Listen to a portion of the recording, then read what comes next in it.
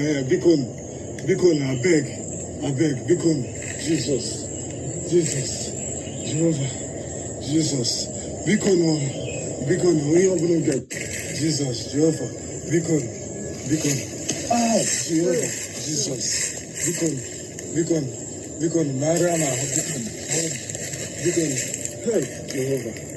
hey, Jehovah, Bikon, since yesterday, Kanda Burumo, Bikon, about 20 million. Bikon, you have been waking my own man. Bikon, I beg, Bikon, Jesus, Jehovah, Jesus, Bikon, we have been get Jesus, Jehovah, Bikon,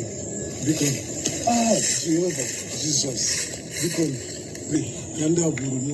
In order to become the president of Nigeria, nobody can argue there were deals that went on. And in essence, what he did was that he, more than anybody else, realized that there are many factors to the Hydra. In terms of the kinetics, apart from the Fulani, the Boko Haram, the ISWAP controlled, Ansar, Lakurawa and Co. And what he did was to play them against each other. The first ECWA Church in Ayetoro-Kiri, Kababunu local government area on Sunday, December 14th, firing sporadically during an ongoing worship session. Well, according to Daily Trust, one person identified as JJ was killed during the assault, while at least 20 worshippers were seized by the attackers who escaped through nearby bush paths. Many congregants reportedly fled as the gunmen created panic, throwing the otherwise quiet community into chaos. I mean, we're seeing these back-to-back church attacks, which expose, a dangerous pattern emerging in Kogi State. The targeting of worshiping centers during services when congregations are most vulnerable raises serious questions about intelligence gathering and preventative security deployment in that particular area. This attack marks the second assault on a church in Okun land within weeks. On November 30th, terrorists attacked a Cherubim and Seraphim church in Ejiba Yagba West local government area, abducting Pastor Orlando, his wife, and several worshippers during a service. 14 people were kidnapped in that incident, including 6 children from the pastor's household and a 3-week-old baby, as well as a 4-month-old infant. Welcome back to the Moment of Truth and Enlightening class. I wanted to do this yesterday, but I was just too distraught to do it when I saw the video of this young Igbo man pleading for his safety, for his life. It was taken yesterday. He was traveling from Abuja to his land. Along the road, they stopped their vehicles. They've already killed 4 people. So, he's pleading because they asked for 20 million naira. See the way they were hitting him. You are suffering in your own country because of politicians, because someone wants to be a president by force, and citizens are suffering. We saw that in the Bible when David count the Israel and God was angry, and it was the citizens, innocent people that suffer for it. That's the judgment that is upon Nigeria. All these politicians seeking for powers by fire, by force. You saw the church that was on Sunday. Sunday, you heard it from the news, so you can't come here to say I'm making it up. So, the Cherubim and Seraphim Church have reported that they are asking for 200 million. Where will they get 200 million? Look at the church. They took 4 weeks old baby.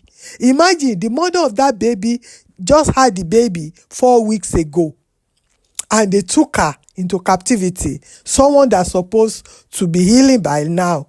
So who is going to be feeding that 4 days old baby? Tinubu is seeing all this, so yet is adamant. They said they try everything to stop America from coming. He like to see his citizens suffering like this. On top of that, Tinubu is using Nigeria's blood for his own political gains, for his own allies. 11 Nigerian armies are still detained in Burkina Faso with our jets, with our fighter jets. Why did they go to Burkina Faso on the order of Tinubu? He didn't even seek an approval from the Senate. Burkina Faso are saying that they came to spy on them on the order of French Prime Minister. Can you imagine what Tinubu is doing to Nigerians? Those 11 army officers, they said they will jail them. And you know who waiting now? This one that likes war, Putin.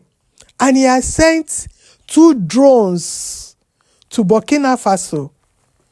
They said those drones can reach Aso Rock within seconds if war starts. Is this what we wanted? Yes.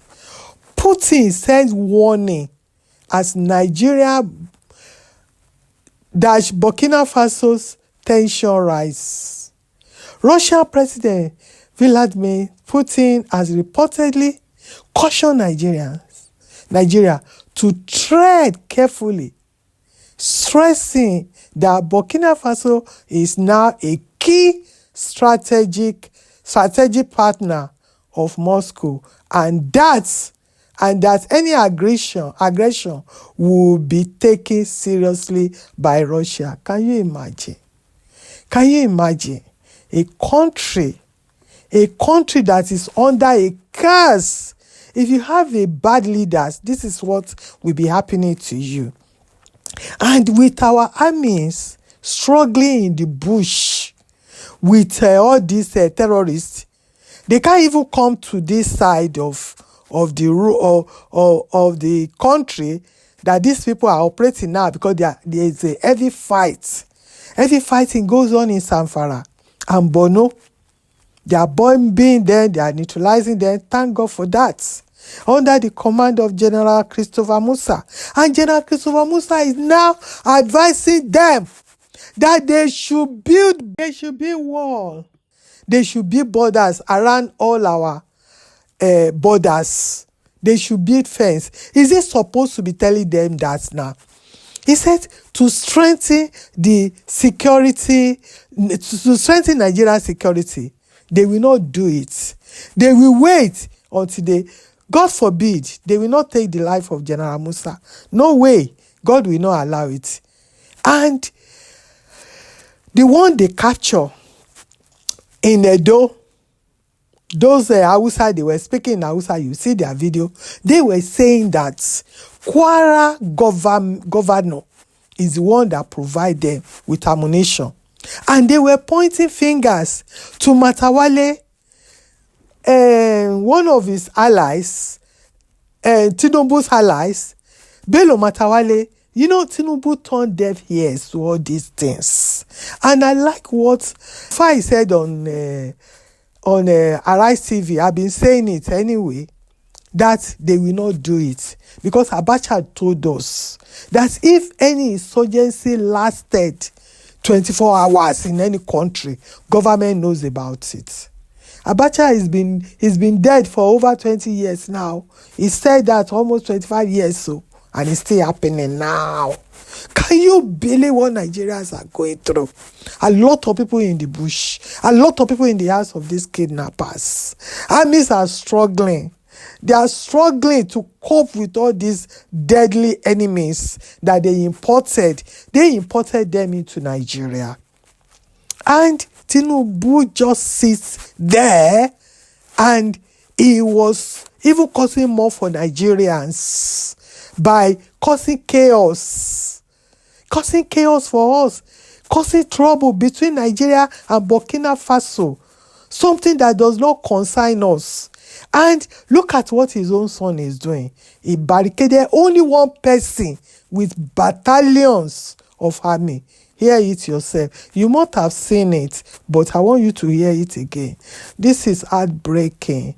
This is, I don't know. I don't know why Nigerians are suffering like this. And you know why I could not even blame all Nigerians is that they didn't vote Tinubu. Tinubu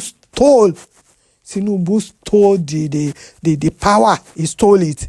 And is working for 2027 at the expense of Nigerians' blood. Stay tuned to the end, my people. Home visits. This about 2 months ago. I was coming out of a hotel and I saw what looked like a film set. And I looked around.